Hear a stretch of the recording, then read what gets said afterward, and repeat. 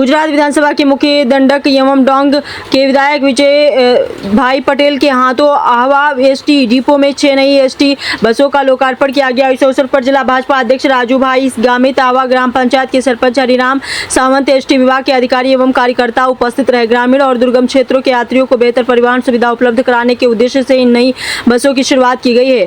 बता दें, कार्यक्रम में उपस्थित जनप्रतिनिधियों ने कहा कि नई बस सेवाओं के शुरू होने से ग्रामीण क्षेत्रों के लोगों को शिक्षा, स्वास्थ्य, रोजगार और दैनिक आवागमन में बड़ी सुविधा मिलेगी। राज्य सरकार सार्वजनिक परिवहन व्यवस्था को सशक्त बनाने के लिए लगातार प्रयासरत है।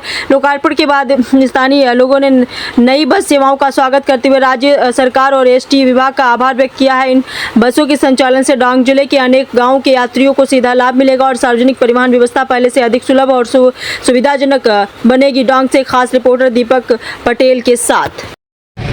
આજે ડાંગ જિલ્લાની પ્રજાજનો માટે ખૂબ આનંદના સમાચાર છે કે આજે ડાંગ જિલ્લાની અંદર ભગવાન બિરસા મુંડા જનજાતિ ગૌરવ પરિવહન યોજના અંતર્ગત 6 જેટલી બસોનું આજે લોકાર્પણ થયું છે।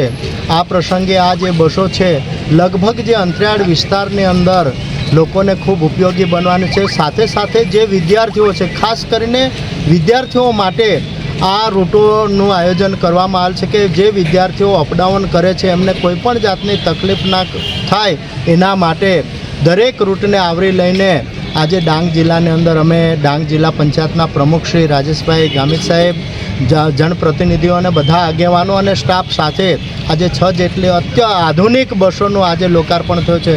અનેક સિસ્ટમો એની અંદર છે, જીપીએસ સિસ્ટમ હોય, સાઉન્ડ સિસ્ટમ હોય, કેમેરા હોય અને આ અનેક સુવિધાયુક્ત આ બસો જ્યારે આ ડાંગની અંદર લોકાર્પણ થયો છે તો એનો લાભ અમારી ડાંગ જિલ્લાની જનતાને મળેલો છે। ત્યારે અમે આ રાજ્યના માનનીય મુખ્યમંત્રી શ્રી ભૂપેન્દ્રભાઈ પટેલ સાહેબ અને નાયબ મુખ્યમંત્રી શ્રી હર્ષભાઈ સંઘવી સાહેબનો અમે ડાંગ જિલ્લાની જનતા વતી ખૂબ ખૂબ આભાર માનીએ છીએ।